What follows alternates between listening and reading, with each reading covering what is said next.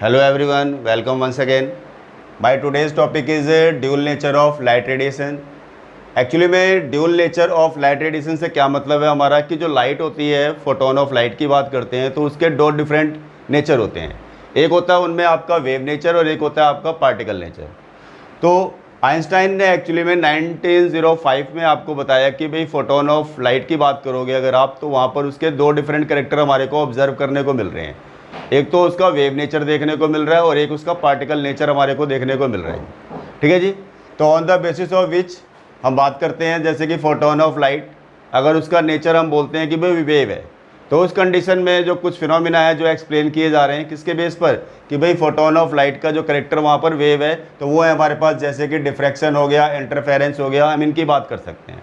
In phenomena को हम जब भी एक्सप्लेन कर सकते हैं जब हम ये सपोज करते हुए चलेंगे कि भाई आपका जो लाइट है, फोटोन ऑफ लाइट है, it having wave character. On the other hand हम सेकंड करेक्टर की बात करते हैं तो वो है हमारा क्या जी, उसका पार्टिकल नेचर है हमारा। अगर फोटोन ऑफ लाइट के केस में हम सपोज करते हैं कि भाई उसका नेचर हमारा कैसा है जी, पार्टिकल है, तो उस कंडीशन में जो फिनोमिना हम एक्सप्लेन कर रहे हैं या उसके उस नेचर के बेस पे जो फिनोमिना एक्सप्लेन किए जा रहे हैं वो कौन कौन से हैं हमारे पास में, black body radiations and photo electric effect. ठीक है जी। तो आपको बात समझ में आ गई होगी कि यानी कि इन फिनोमिनास के केस में हमारे को ये बात क्लियर हो जाती है कि आपके जो फोटोन ऑफ लाइट है उसके दो डिफरेंट कैरेक्टर होते हैं। एक होता है हमारा वेव कैरेक्टर और एक होता है हमारा पार्टिकल कैरेक्टर, और इसी को क्या बोलते हैं भाई हम, dual nature of light radiation. ठीक है जी। तो आप स्क्रीनशॉट ले सकते हो इसका। आप देखिए, अब हम डी ब्रोगली प्रिंसिपल को लेकर के बात कर रहे हैं आपसे। एक्चुअली में आइंस्टाइन की बात करें तो उसने आपको बताया था कि भाई जो लाइट होती है, फोटोन ऑफ लाइट की बात करते हैं तो उसका वेव नेचर और पार्टिकल नेचर दोनों नेचर होते हैं। लेकिन डी ब्रोगली की बात करते हैं तो इसने ये बोला कि आपको कोई भी मटेरियल ऑब्जेक्ट क्यों ना हो, ठीक है भी, किसी भी मटेरियल ऑब्जेक्ट की बात कर सकते हो आप, वट एवर इट इज। जैसे मेरे हाथ में मार्कर है या बोर्ड की बात करते हैं या कोई मूविंग कार है हमारे पास में, ठीक है जी, या कोई क्रिकेट बॉल की बात कर रहे हो आप, ठीक है जी, वट एवर इट इज़। तो मेरा कहने का मतलब है चाहे इलेक्ट्रॉन, प्रोटॉन वगैरह की बात कर लो, एटम की बात कर लो, मॉलिक्यूल की बात कर लो आप, या कोई ऑब्जेक्ट आप लेके चल रहे हो आप पर्टिकुलर कोई भी हो, तो आप बोल सकते हो आपकी भाई चाहे वो माइक्रोस्कोपिक हो चाहे वो मैक्रोस्कोपिक हो। माइक्रो का मतलब जो स्मॉल साइज होते हैं उनको माइक्रो बोलते हो आप, जिनका लार्ज साइज होता है, हाई मास होता है, हाई मोलिकुलर मास होता है, तो उनको क्या बोलते हो आप भाई, मैक्रोस्कोपिक बोलते हो आप। तो मेरा ये कहने का मतलब है, इसने डी ब्रोगली ने बताया आपको कि मटेरियल ऑब्जेक्ट कोई भी क्यों ना हो, उसका वेव नेचर भी होता है और उसका पार्टिकल नेचर भी होता है। तो आपको देखो मैंने लैंग्वेज नोट कराई हुई है यहाँ पे कि भाई जितने भी मटेरियल ऑब्जेक्ट हैं, चाहे वो माइक्रोस्कोपिक हो चाहे वो मैक्रोस्कोपिक हो, possesses both wave as well as particle nature, यानी उनका वेव नेचर भी होता है और पार्टिकल नेचर भी होता है ये। ठीक है जी। अब इसने मैथमेटिकल एक्सप्रेशन की बात करते हैं तो इसमें डी ब्रोगली ने एक्चुअली में जितने भी मटेरियल ऑब्जेक्ट्स हैं उनकी वेवलेंथ को कैलकुलेट करने के लिए आपको एक फॉर्मूला फाइंड आउट करके दिया कि भाई आप जो भी मटेरियल ऑब्जेक्ट है उनकी वेवलेंथ को किस तरीके से आप कैलकुलेट कर सकते हो, लैम्डा की वैल्यू कैसे हम निकाल सकते हैं। तो इसमें देखिए इसने दोनों की हेल्प ली, यानी कि प्लैंक्स के अकॉर्डिंग भी जो इक्वेशन आई थी यानी उसकी जो थ्योरी थी उसको भी इसने फॉलो किया, और आइंस्टाइन के अकॉर्डिंग बात करें तो उसकी जो इक्वेशन थी तो उसके अकॉर्डिंग भी जो रिजल्ट आया था उसको भी इसने फॉलो किया। तो दोनों के रिजल्ट के हेल्प से इसने अपना एक रिजल्ट फाइंड आउट किया जिसमें ये वेवलेंथ निकालने को लेकर के बात कर रहा है आपसे।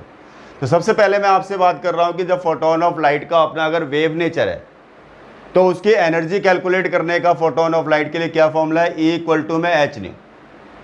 तो यहाँ पर एच तो पता ही होगा आपको, एच क्या है यहाँ पे, H is the Planck's constant, और न्यू क्या है यहाँ पे, न्यू क्या है, frequency of photon of light. New क्या है यहाँ पे, frequency of photon of light. तो ये तो बात हो गई कि जब आपका फोटोन ऑफ लाइट का अपना जो करेक्टर है अगर हमारा वो कौन सा है जी, वेव है, तो उस कंडीशन में एनर्जी कैलकुलेट करने के लिए हमारे पास फॉर्मूला है। अब फोटोन ऑफ लाइट के केस में अगर उसका पार्टिकल नेचर है, अगर उसका पार्टिकल नेचर है, ठीक है जी, फोटोन का अपना कुछ मास है और अपनी कोई वेलोसिटी है जिससे कि फोटोन आपका यानी जो पार्टिकल है आपका वो मूव कर रहा है, तो देखिए इसके लिए जो आइंस्टाइन ने आपको जो फॉर्मूला दिया था that is E equal to में mc²। यहाँ पे m क्या है आपका, mass of photon of light, c क्या है आपका, वेलोसिटी ऑफ लाइट, सी क्या है हमारा, वेलोसिटी ऑफ लाइट। ठीक है जी, तो स्क्रीनशॉट ले लो इसका भी आप। देखिए जैसा कि आपको पता ही है कि भाई हमारे पास में दो रिजल्ट आए। एक आइंस्टाइन के अकॉर्डिंग बात करें तो E इक्वल टू में mc² था हमारा, और आपका प्लैंक्स के अकॉर्डिंग बात करें तो E equal to h nu था। तो चाहे वो फर्स्ट इक्वेशन में एनर्जी की वैल्यू को सेकंड में पुटअप कर लो, चाहे सेकंड वाली की एनर्जी की वैल्यू को फर्स्ट में पुटअप कर लो, तो फर्स्ट और सेकंड इक्वेशन के अकॉर्डिंग क्या बोल सकते हैं भाई हम, h न्यू इक्वल टू में क्या हो जाएगा हमारा भाई, mc²। अब जैसा कि हमें पता है भाई न्यू इक्वल टू क्या होता है, फ्रीक्वेंसी की बात करते हैं तो that is equal to c upon lambda. c क्या यहाँ पे वेलोसिटी ऑफ लाइट है और लैम्डा क्या यहाँ पे वेवलेंथ है। तो आप न्यू की जगह पे आप c बाय लैम्डा पुटअप कर दीजिए। अब आप लैम्डा निकाल रहे हैं तो आपका लैम्डा इक्वल टू क्या हो जाएगा, hc अपॉन में mc², c से c स्क्वायर कैंसिल आउट हो जाएगा, आपका बचेगा क्या हमारा, lambda equal to h upon mc। तो एक्चुअली में लैम्डा जो आ रहा है हमारा, ये किसके केस में हमने निकाला है अभी, फोटोन ऑफ लाइट के केस में। लेकिन डी ब्रोगली ने अपनी इक्वेशन को एवरी मटेरियल ऑब्जेक्ट के लिए अप्लाई किया हुआ है कि भाई किसी भी मटेरियल ऑब्जेक्ट की वेवलेंथ हम निकाल सकते हैं। तो इसने इक्वेशन को थोड़ा सा मॉडिफाई किया। यहाँ पर जो m यहाँ पर क्या है हमारा, फोटोन ऑफ लाइट की बात करते हैं तो उसमें फोटोन्स का जो मास है ये m है। तो उसने इस मास को रिप्लेस किया किस में जी, mass of the material object. और c यहाँ पे क्या है, वेलोसिटी ऑफ लाइट को रिप्रेजेंट कर रही है, तो इसने c को रिप्लेस किया किससे जी, वेलोसिटी ऑफ मटेरियल ऑब्जेक्ट, जो कि सिंबल दिया जिसका कि v। तो फाइनली आपकी जो इक्वेशन आ गई है lambda equal to h upon mv। तो यहाँ पर क्या है, लैम्डा आपकी वेवलेंथ हो गई, जिस भी मटेरियल ऑब्जेक्ट की वेवलेंथ आप निकालना चाहते हो। h क्या हो गया, प्लैंक्स कांस्टेंट की वैल्यू आ जाएगी यहाँ पर, और m क्या है आपका, मास ऑफ मटेरियल ऑब्जेक्ट, और v क्या है हमारा, वेलोसिटी ऑफ मटेरियल ऑब्जेक्ट। तो इस तरीके से आप लैम्डा की वैल्यू को फाइंड आउट कर सकते हो आप। तो नोट डाउन कर लीजिए आप। जैसा कि आप लोगों ने देखा भाई कि हमारा जो रिजल्ट आया अभी कि lambda equal to h upon mv आया, तो उस कंडीशन में mass into velocity that is equal to क्या हमारा p। p क्या है यहाँ पर, मोमेंटम ऑफ द पार्टिकल, यानी मास इनटू वेलोसिटी क्या होता है, एक्चुअली में मोमेंटम के इक्विवेलेंट होता है। तो आप mv की जगह पे रिजल्ट में क्या लिख सकते हो, lambda equal to h upon p। तो de Broglie equation lambda equal to h upon mv भी बोल सकते हैं हम, और de Broglie equation lambda equal to h upon p भी बोल सकते हैं भी हम। अब जैसा कि आप देख रहे हो भाई, लैम्डा जो है इन्वर्सली प्रोपोर्शनल है किसके जी, मोमेंटम के। यानी कि कोई भी मटेरियल ऑब्जेक्ट है, अगर उसका मोमेंटम क्या होगा हमारा, लार्ज होगा, तो उसके इसमें जो लैम्डा की जो वैल्यू है, जो वेवलेंथ की जो वैल्यू है, वो क्या होगी, स्मॉल होगी। ठीक है जी। अब देखिए सिग्निफिकेंस की बात करते हैं। तो डेली लाइफ में इसका डी ब्रोगली प्रिंसिपल का कोई भी सिग्निफिकेंस नहीं है, क्योंकि डेली लाइफ में जितने भी ऑब्जेक्ट हम यूज़ करते हैं वो सभी हमारे मैक्रोस्कोपिक होते हैं, यानी कि जिनका मास क्या होता है बोलेंगे तो हाई मास होता है हमारा। और जैसा कि आपको मालूम है कि lambda equal to h upon mv होता है, तो अगर मास ज़्यादा होगा तो लैम्डा की वैल्यू कम होगी। और जितने भी हम डेली लाइफ में ऑब्जेक्ट यूज़ करते हैं, अगर वो मूवेबल है तो उनकी जो वेलोसिटी होती है इतनी ज़्यादा होती है कि लैम्डा की वैल्यू उसके रिस्पेक्ट में क्या आती है, काफ़ी छोटी वैल्यू आती है, और जिसको ऑब्जर्व करना हमारे लिए प्रैक्टिकली पॉसिबल नहीं हो पाता। तो अगर हम बोलें कि इक्वेशन की, तो ये एप्लीकेबल होती है किसी भी मटेरियल ऑब्जेक्ट के ऊपर, यानी आप लैम्डा की वैल्यू निकालते हो, आप फाइंड आउट करते हो, लेकिन उसको ऑब्जर्व करना लैम्डा की वैल्यू को, वो काफ़ी डिफ़िकल्ट हो जाता है अगर हमारा जो ऑब्जेक्ट है वो कैसा है, मैक्रोस्कोपिक है। तो उस कंडीशन में आप उसकी लैम्डा की वैल्यू को ऑब्जर्व नहीं कर पाते, क्योंकि बहुत ही छोटी वैल्यू आती है उसकी। तो अगर इसीलिए बोलते हैं कि हम डेली लाइफ में अगर बोलें तो इसका कोई यूज़ नहीं है। बाकी एप्लीकेबल ये इक्वेशन क्या है, किसी भी मटेरियल ऑब्जेक्ट पे इसको अप्लाई कर सकते हैं। उसकी लैम्डा की वैल्यू को हम इस फॉर्मूले को यूज़ करके lambda equal to h upon p, या फिर आप कह सकते हो lambda equal to h upon mv, आप यहाँ से कैलकुलेट कर सकते हैं। तो ये हमारा था डी ब्रोगली प्रिंसिपल, जिसमें हमने आपको ये बताया कि भाई जितने भी मटेरियल ऑब्जेक्ट्स होते हैं, चाहे वो माइक्रोस्कोपिक हो चाहे वो मैक्रोस्कोपिक हो, उनका वेव नेचर भी होता है और पार्टिकल नेचर भी होता है।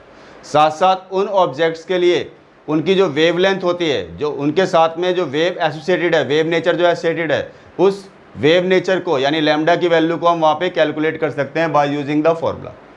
तो नोट डाउन कर लेंगे आप। हाँ, तो अब हम एक काम करते हैं, कुछ न्यूमेरिकल्स और ट्राई कर लेते हैं जो हमारा डी ब्रोगली प्रिंसिपल पे बेस्ड हैं।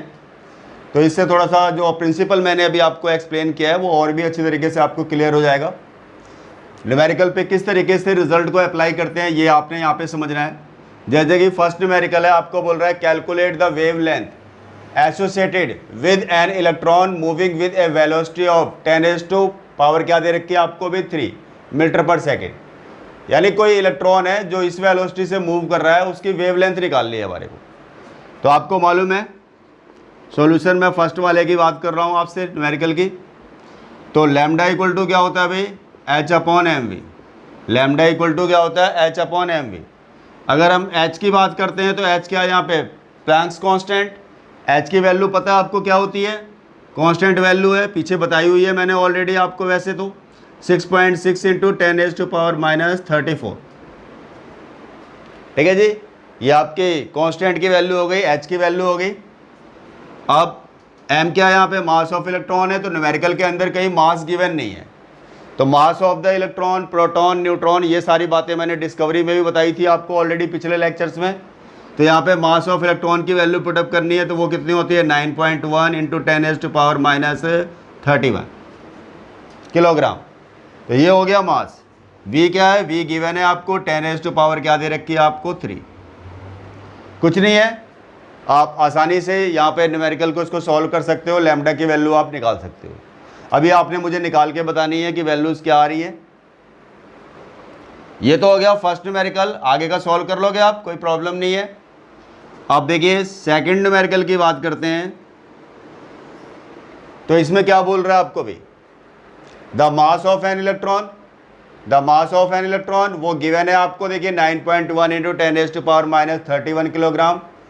यहाँ पर आपको काइनेटिक एनर्जी मेंशन कर रखी है, आपको इलेक्ट्रॉन की क्या दे रखी है, काइनेटिक एनर्जी मेंशन कर रखी है। आपको क्या निकालना है यहाँ पे, वेवलेंथ की वैल्यू फाइंड आउट करनी है।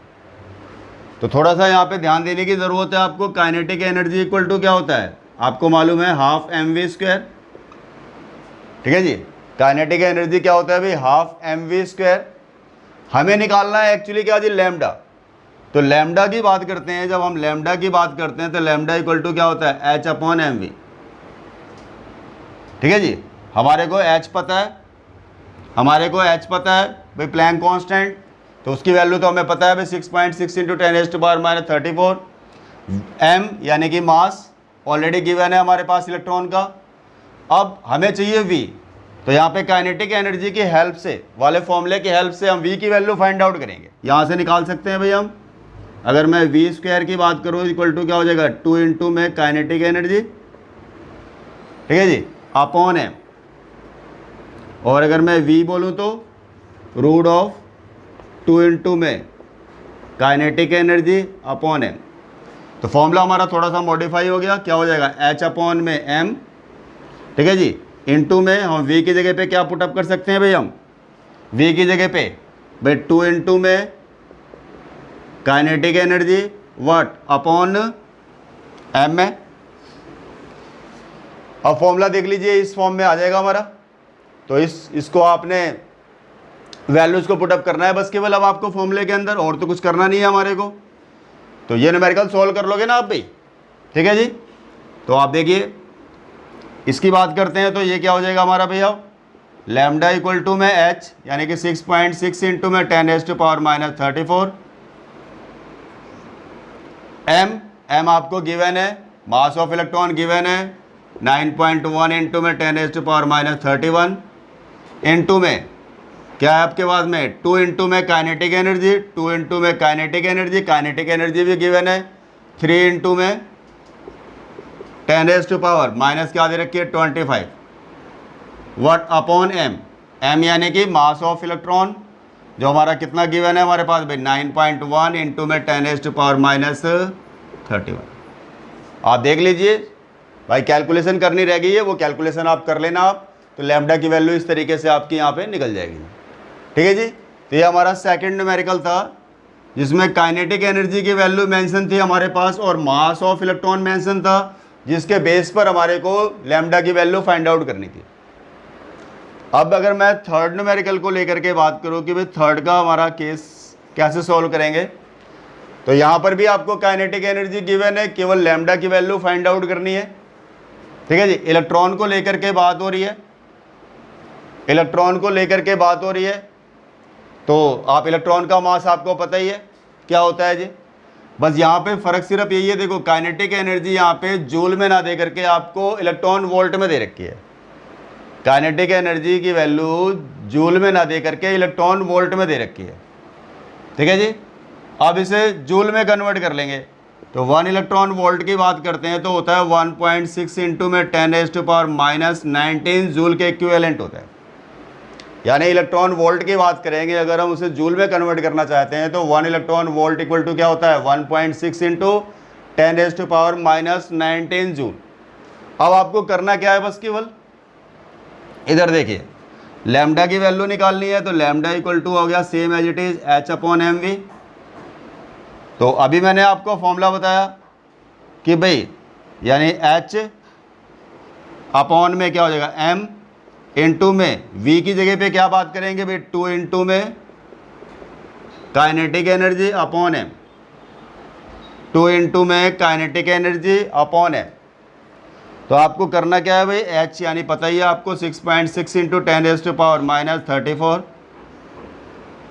m क्या हो गया हमारा मास ऑफ इलेक्ट्रॉन रख दो आप 9.1 इंटू 10⁻31 इंटू में 2 इंटू में काइनेटिक एनर्जी। काइनेटिक एनर्जी की वैल्यू क्या दे रखी है बताइए आपको यहाँ पे 5 इंटू में 10⁻⁻5। लेकिन ध्यान रखना यहाँ पे इलेक्ट्रॉन वोल्ट में वैल्यू दे रखी थी, हमें एनर्जी को जूल में लेना है तो 1.6 इंटू में 10⁻⁻19 वाट अपॉन m यानी वही 9.1 इंटू में 10⁻⁻30। तो आप इस तरीके से फॉर्मूला यूज़ करके आप लैम्डा की वैल्यू को फाइंड आउट कर सकते हैं आप। तो आंसर्स तो बताने की ज़रूरत है नहीं, अंडरस्टूड है, आप कैलकुलेट कर लेंगे आप, ठीक है जी। इतनी तो कैलकुलेशन कर ही सकते हैं आप, तो नोट डाउन कर लेंगे आप।